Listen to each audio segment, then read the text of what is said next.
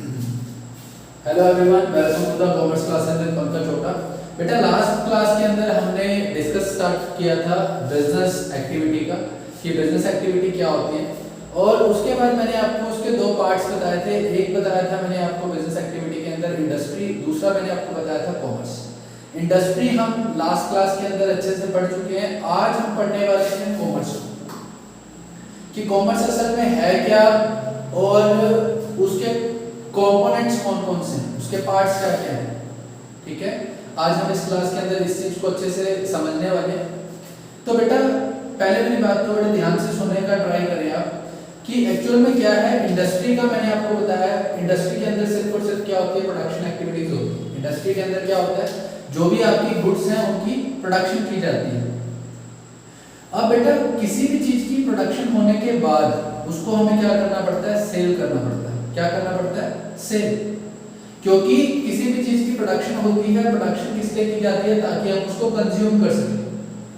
तो बेटा कॉमर्स को अगर बड़े ही सिंपल वर्ड्स के अंदर मैं आपको एक्सप्लेन करूं तो कॉमर्स का काम क्या है। कॉमर्स का काम यही है कि प्लेस ऑफ प्रोडक्शन से, जहां पे सामान बना है, जहां पे गुड्स की प्रोडक्शन हुई है, वहां से उसको उठा के प्लेस ऑफ कंजप्शन तक पहुंचाने के लिए, प्लेस ऑफ प्रोडक्शन से प्लेस ऑफ कंजप्शन तक पहुंचाने का जो काम होता है, जितनी भी एक्टिविटीज की जाती हैं उस काम को करने के लिए, वो सारी की सारी किसके अंदर आ जाती हैं, कॉमर्स के अंदर। तो कॉमर्स के अंदर बेटा एक्चुअल में क्या होता है, सिंपल सी अगर मैं आपको एक बात बताऊं तो क्या होता है, जब हम किसी गुड्स की, किसी सामान की, किसी थिंग्स की प्रोडक्शन करते हैं, प्रोडक्शन करने के बाद हमारे को काफी सारे काम करने पड़ते हैं, जिसकी वजह से वो सेल होती है, जिसकी वजह से वो क्या होती है, सेल होती है। और जो भी उसका अल्टीमेट कंज्यूमर है, मतलब जो भी उसका उपभोक्ता है, वहां तक वो चीज पहुंचाई जाती है।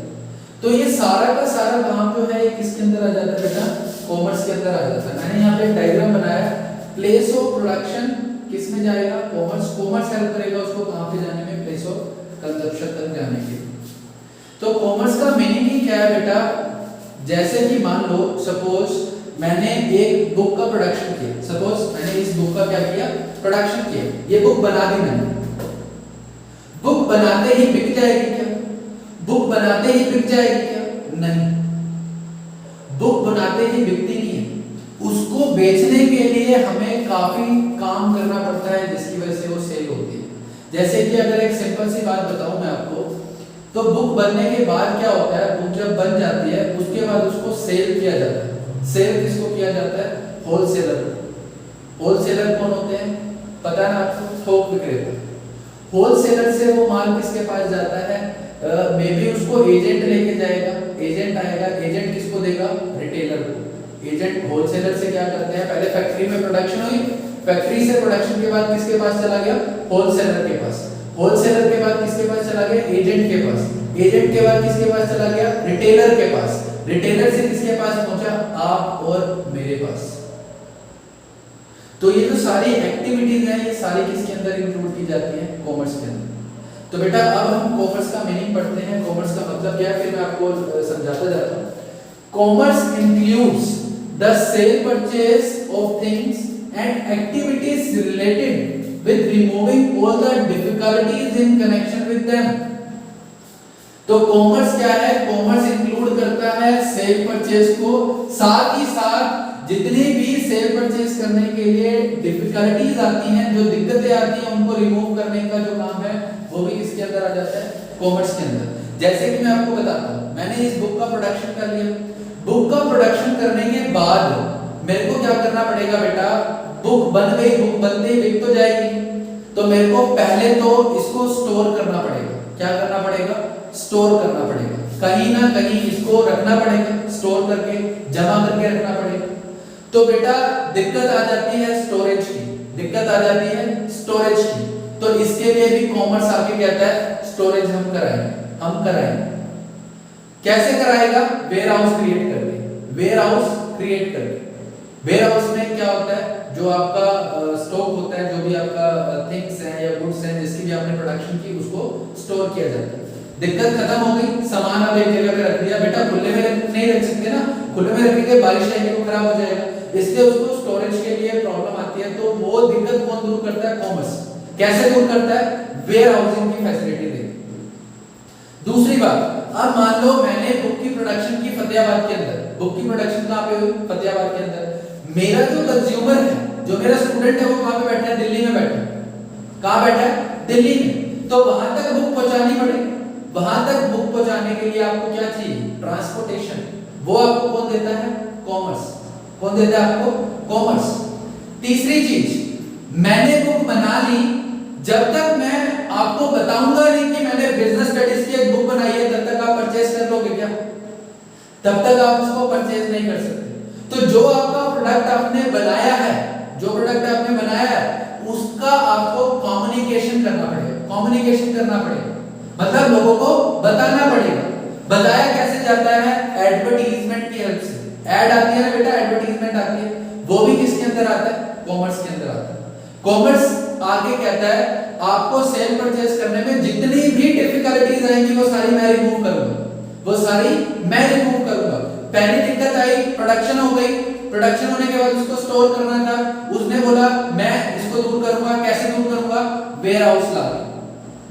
दूसरी दिक्कत आई कि उसको एक जगह, मेरा जो सामान है, मेरा जो बुक है वो बन चुकी है और मेरा कंज्यूमर कहां पे बैठा हुआ है? दिल्ली में बैठा हुआ है।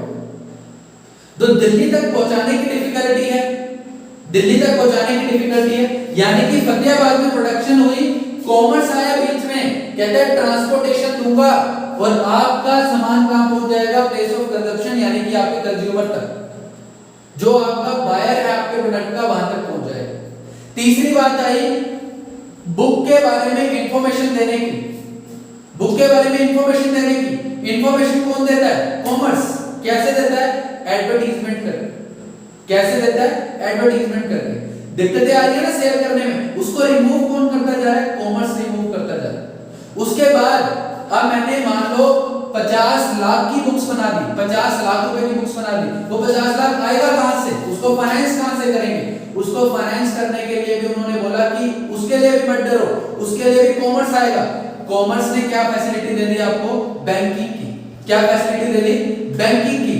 बेटा सेल परचेज करने के लिए दिक्कतें आती हैं, इन दिक्कतों को रिमूव करने का काम किसका है? कॉमर्स का। बैंकिंग की फैसिलिटी आ गई। बैंक वाले कहते हैं आप हमारे से लोन लो, आप हमारे से आके लोन लो और अपनी बुक्स बनाओ। ठीक है।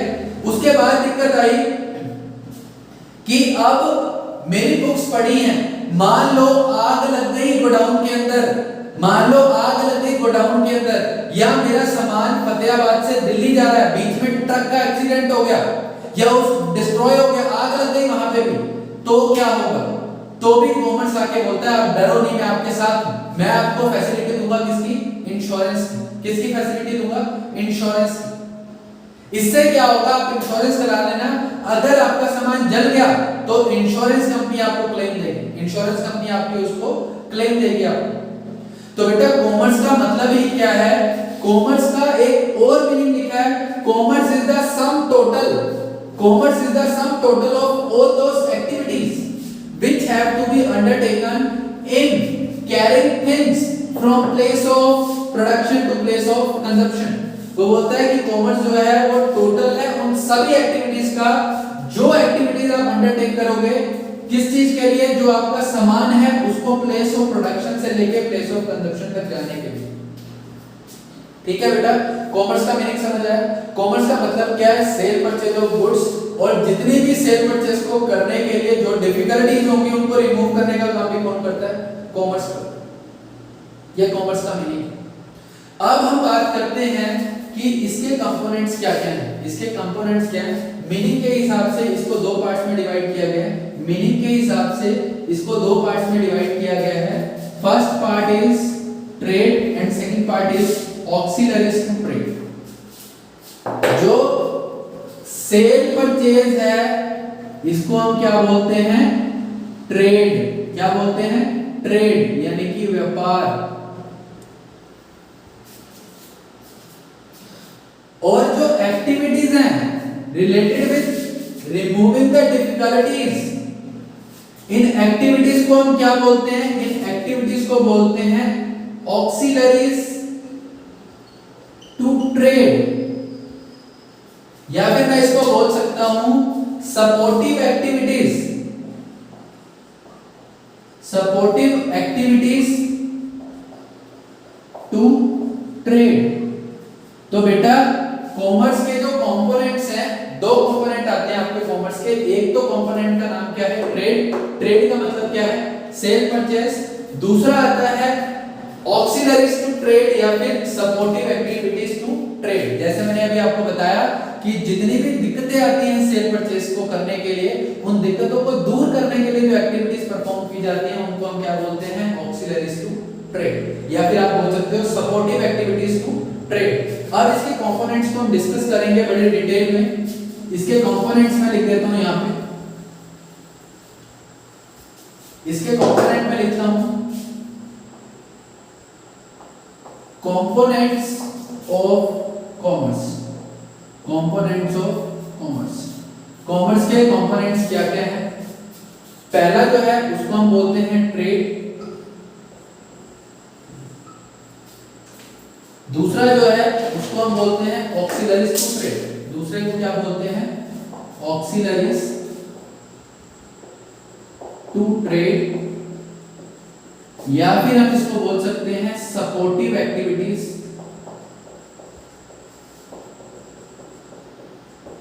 To trade. ये दो कंपोनेंट हैं इसके बेटा।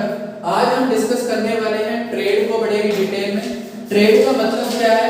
ट्रेड का सिंपल सा मीनिंग है, ट्रेड का मतलब क्या है? Buying and selling of goods is termed as trade, is termed as trade। Trade का मतलब क्या है? वो कहता है बाइंग और सेलिंग ऑफ गुड्स को हम क्या बोलते हैं? ट्रेड। व्यापार का मतलब क्या है? खरीदना और बेचना। सेल करना और परचेस करना क्या होता है? ट्रेड। और जो ये एक्टिविटी परफॉर्म करता है उसको हम क्या बोलते हैं? ट्रेडर। उसको हम क्या बोलते हैं? ट्रेडर, यानी कि व्यापारी। ट्रेड का मतलब है व्यापार, व्यापार का मतलब है cell purchase of goods and services. Simple सा, अगर आप कोई भी सामान खरीद रहे हो और बेच रहे हो तो आपको क्या बोला जाएगा कि आप क्या कर रहे हो? ट्रेड कर रहे हो। और जो ये काम करता है उसको हम क्या बोलते हैं? ट्रेडर, यानी कि व्यापारी। ठीक है। तो जो बेटा ये ट्रेड है, ये ट्रेड अलग अलग लेवल्स पे किया जाता है। आज हम पूरी क्लास के अंदर ट्रेड के ऊपर डिस्कशन करेंगे। आज हम पूरी क्लास के अंदर ट्रेड के ऊपर डिस्कशन करेंगे कि एक्चुअल में ट्रेड है क्या। और उसके बाद हम नेक्स्ट वीडियो के अंदर, नेक्स्ट क्लास के अंदर हम ऑक्सिलरीज टू ट्रेड के बारे में डिस्कशन करेंगे। वैसे मैंने आपको क्लू दे दिया, हिंट दे दिया कि ऑक्सिलरीज टू ट्रेड एक्चुअल में है क्या। तो बेटा ट्रेड जो है, ट्रेड को एक्चुअल में दो पार्ट्स में डिवाइड किया है। ट्रेड को पार्ट्स में डिवाइड किया गया है दो पार्ट्स में। एक है आपका होम ट्रेड और दूसरा जो है आपका वो है फॉरेन ट्रेड। दूसरा आपका क्या है? Foreign trade. Sir home trade क्या होता है? बेटा होम ट्रेड का मतलब ही अगर आप सिंपल सा लिखें, with in the national boundaries, national boundaries of country, national boundary of country. मतलब जब हम अपनी कंट्री की नेशनल बाउंड्रीज के अंदर अंदर काम कर रहे हैं तो उसको हम क्या बोलते हैं? Home trade. फॉरेन ट्रेड का मतलब क्या हो गया? Outside the national boundaries of country, the national boundaries of country. मतलब कि अगर आप अपने देश के अंदर अंदर काम कर रहे हो, जैसे कि हम इंडिया के सिटीजन हैं, इंडिया के रहने वाले हैं, तो अगर हम इंडिया के अंदर ही सेल परचेज कर रहे हैं, इंडिया के अंदर ही हम कर रहे हैं, तो क्या है? Home trade. अगर आप इंडिया से बाहर अमेरिका में कर रहे हो, इंडिया वाला अमेरिका में सामान बेच रहा है या अमेरिका से सामान खरीद रहा है, ऑस्ट्रेलिया से सामान खरीद रहा है या बेच रहा है, सेल परचेज जब आप अपनी नेशनल बाउंड्रीज के बाहर जाके करते हो तो हम उसको क्या बोलते हैं? Foreign trade. और जब आप करते हो with in the national boundaries of a country तो हम उसको क्या बोलते हैं? Home trade. तो बेटा होम ट्रेड के फिर पार्ट हैं। होम ट्रेड को तीन पार्ट में डिवाइड किया गया है। एक होता है आपका लोकल ट्रेड, या लोकल लेवल ट्रेड आप बोल सकते हो उसको।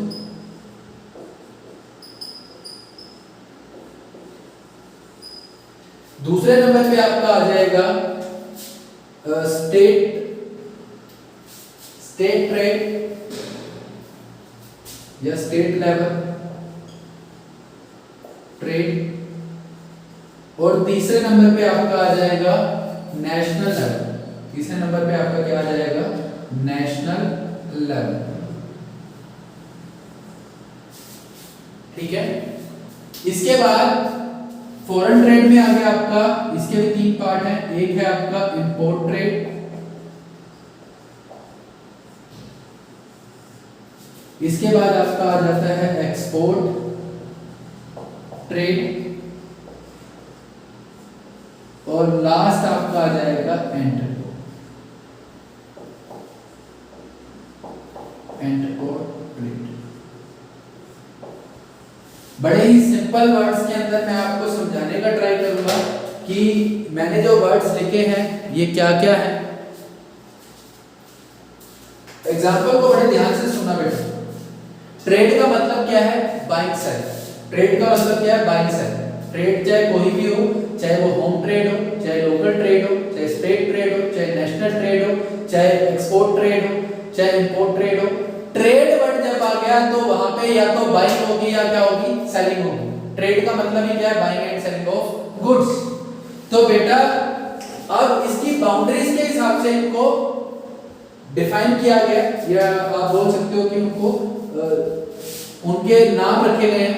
लोकल लेवल क्या होता है, with in the district,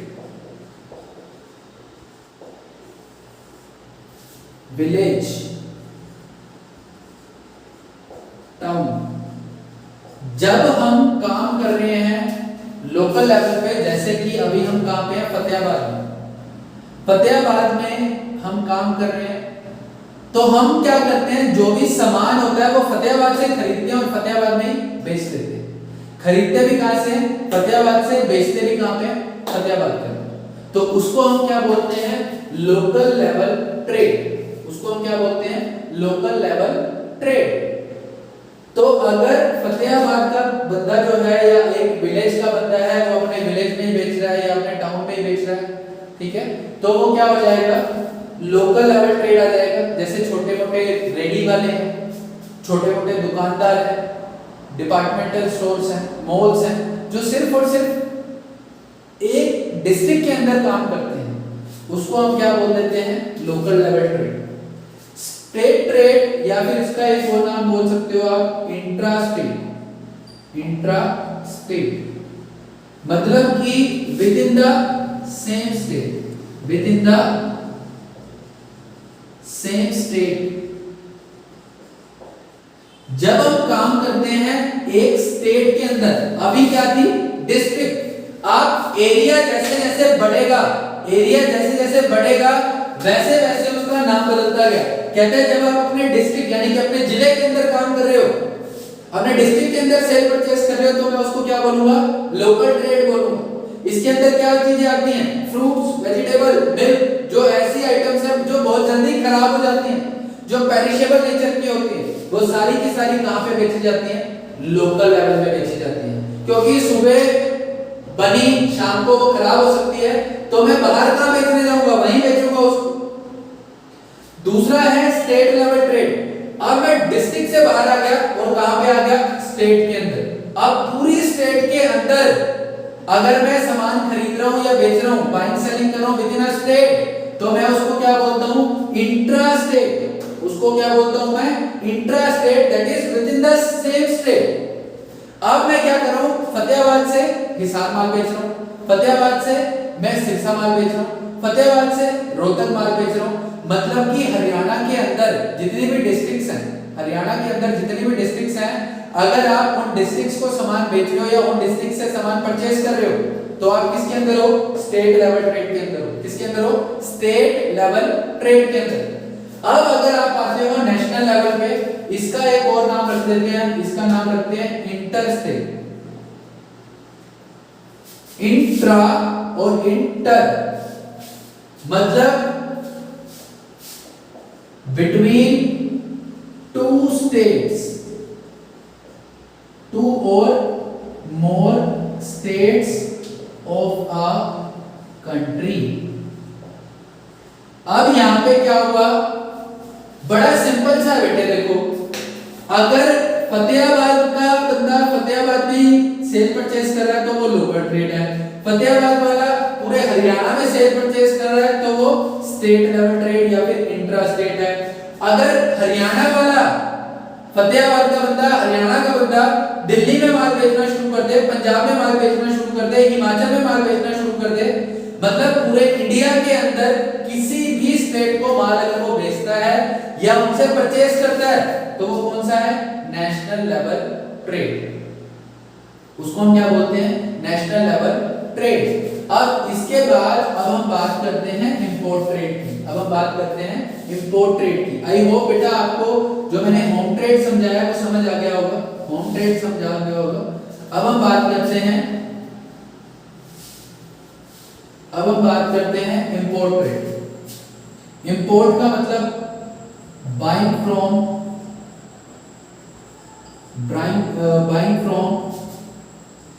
another country, मतलब कि अगर आप यानी कि इंडिया के हो आप और आप इंडिया वाला पर्सन, इंडिया का कोई ट्रेडर, इंडिया का कोई व्यापारी कहां से परचेस करता है, इंपोर्ट का मैं आपको बता देता हूं।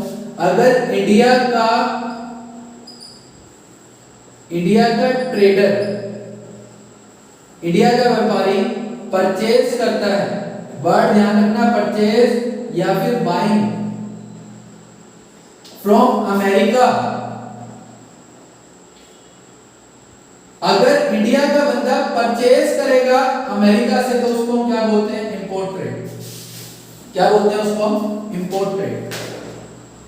इंपोर्ट ट्रेड से आपने बता दिया, फॉरेन ट्रेड भी बताया। फॉरेन ट्रेड बेटा मैंने आपको बताया था जब आप अपने नेशनल बाउंड्री से बाहर निकल गए तो आप किसमें आ गए, फॉरेन ट्रेड में। सर फॉरेन ट्रेड क्यों करते हैं बेटा, ऐसा है कि सारे के सारे जो प्रोडक्ट्स हैं वो एक कंट्री खुद प्रोड्यूस नहीं कर सकती। जैसे आपको पता है कि हमारे हरियाणा के अंदर, हमारे पंजाब के अंदर, हमारे इंडिया के अंदर राइस का प्रोडक्शन बहुत ज्यादा होता है। काफी सारी चीजें ऐसी हैं जो हमारे यहाँ पे बहुत एक्सेस क्वांटिटी के अंदर प्रोड्यूस की जाती है, तो वो सारी की सारी हम इंडिया के अंदर कंज्यूम नहीं कर पाते, तो हम क्या करते हैं, उसको कुछ माल को हम बाहर बेचना शुरू कर देते हैं।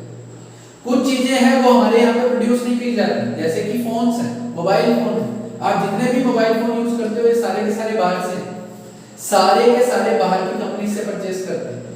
तो ये हम क्या कर रहे होते हैं वहां पे, उस टाइम हम कर रहे होते हैं जब हम बाहर से परचेस करते हैं तो हम उसको क्या बोलते हैं, import trade.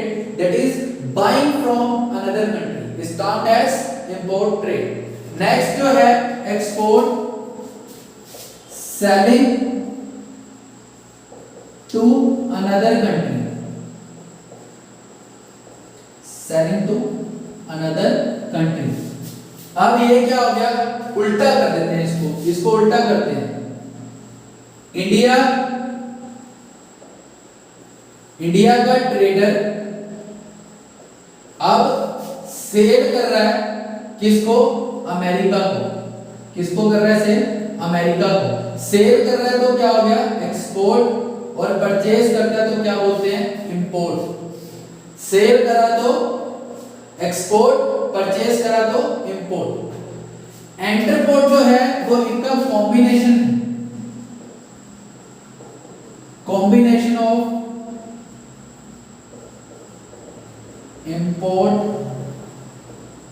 And export trade. ये दोनों का क्या है, कॉम्बिनेशन है। मतलब क्या होता है सर इसका, मतलब क्या है, मतलब क्या है समझाता हूं। एंटरपोर्ट में क्या होता है कि इंडिया कॉमन है, इंडिया क्या है, कॉमन। इसने क्या किया, परचेज किया अमेरिका से, परचेज किया अमेरिका से, और सेल किसको कर दिया, पाकिस्तान। सेल किसको कर दिया, पाकिस्तान। तो मतलब यहां पे एंटरपोर्ट के अंदर हम क्या बन जाते हैं, मिडलमैन बन जाते हैं। क्या बन जाते हैं, मिडलमैन। मतलब इंटरपोर्ट में क्या होता है, आप कोई प्रोडक्ट अमेरिका से परचेज करते हो और वही product same to same Pakistan को सेल कर दिया। किसी दूसरी कंट्री से परचेज किया और वो किसी तीसरी कंट्री को आपने क्या कर दिया, सेल कर दिया, तो उसको हम क्या बोलते हैं, इंटरपोर्ट। ठीक है, उसको हम क्या बोलते हैं, इंटरपोर्ट। और बेटा ये सारे ट्रेड के अंदर जो काम किया जाता है वो दो लेवल्स में किया जाता है। एक होता है होलसेल ट्रेड, ये जो सारा काम है ये किस में होता है, या तो होता है होलसेल ट्रेड। होलसेल ट्रेड के अंदर क्या होता है, बाइंग एंड सेलिंग। जो बाइंग एंड सेलिंग होगी वो किसमें होगी, ह्यूज क्वांटिटीज के अंदर होगी, ह्यूज क्वांटिटी के अंदर। ह्यूज बोलो, लार्ज बोलो, या आप इसको बोल सकते हो बल्क में।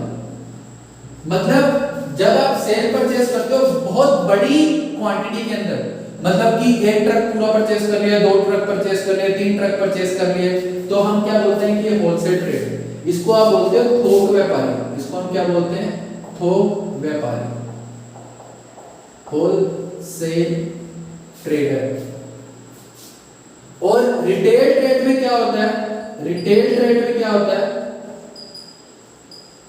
रिटेल ट्रेड के अंदर जो बाइंग और सेलिंग होगी, बाइंग एंड सेलिंग